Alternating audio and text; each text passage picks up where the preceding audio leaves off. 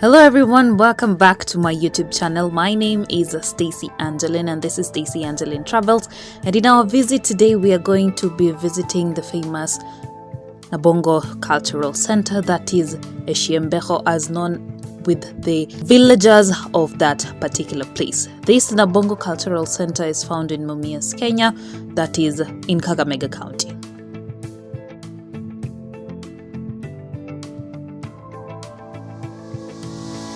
As we all know, the NABONGO Cultural Center and Shrine is a shrine and a cultural center dedicated to the people of the Wanga Kingdom of the Luhya people in Kenya.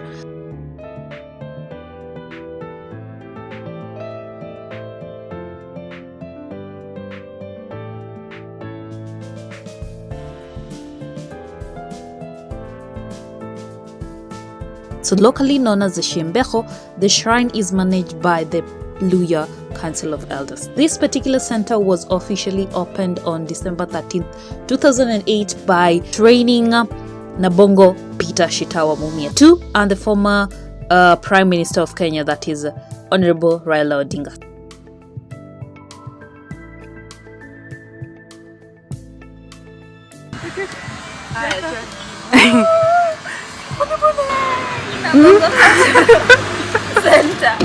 Ini vitu za wazungu, sisi tumekuja kuona culture yetu.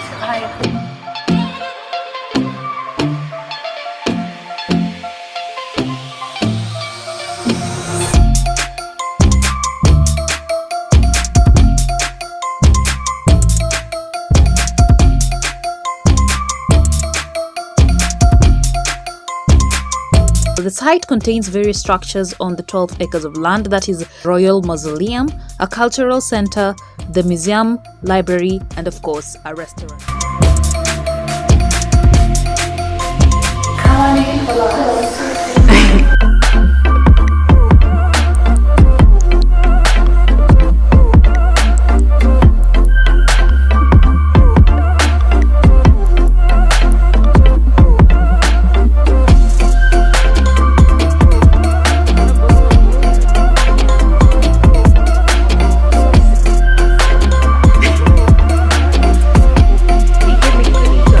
Modern building stands next to the mausoleum, that is the library, displaying Wanga traditional artifacts including NABONGO Mumia's royal regalia and the weapons and the traditional farming equipment which were used by these particular people during those ages.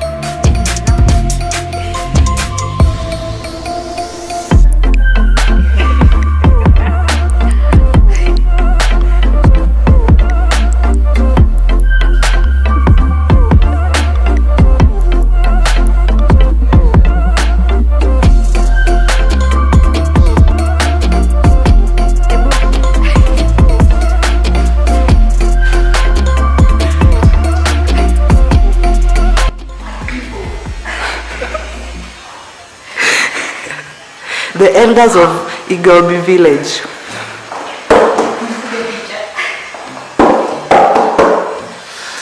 I am your princess. Yes, queen.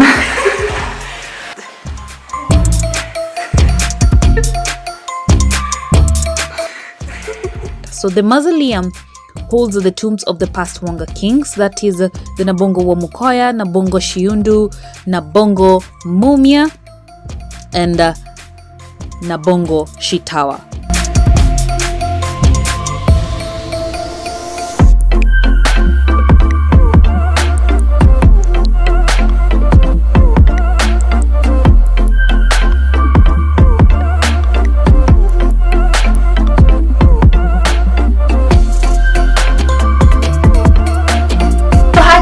This is editing Stacy. So I'm just looking at some of the videos I shot during my little trip down to the NABONGO Cultural Center, and it was not what I had expected, because I expected a well-maintained facility, like a facility where culture is preserved, where I can go there and be proud of the Wanga community and just feel the vibe of the Wanga community when I reach this particular place. But then let's start from the entrance. At the entrance, we just got in because there was no one to welcome us. We just got in.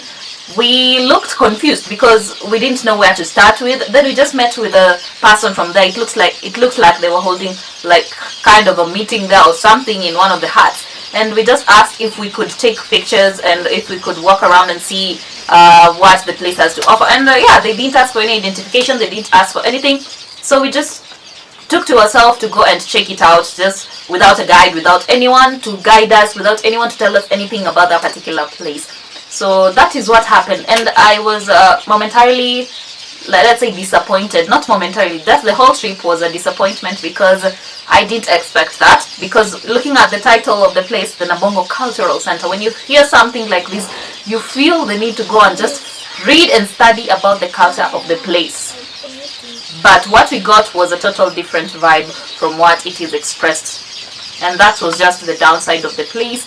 And looking at, when we went to the library, the museum, to check out the weapons, there was no one to explain to us, like, this was what they used to do this, this was the royal regalia of the Nabongo Mumia. Like, this is someone important. This was the only king in Western Kenya, or in the whole of Kenya. He was the only king we had, and there's no one to tell us about these things. There's no one to, let's say, give us more information for those of us who are interested to know more about this particular person. So that was just a really big disappointment, because personally I had to explain to myself, I had to Google things so that I can find out more about that particular place. So that's just the downside of what I had to endure as a person, as a tourist, as a local tourist of the NABONGO Cultural Center.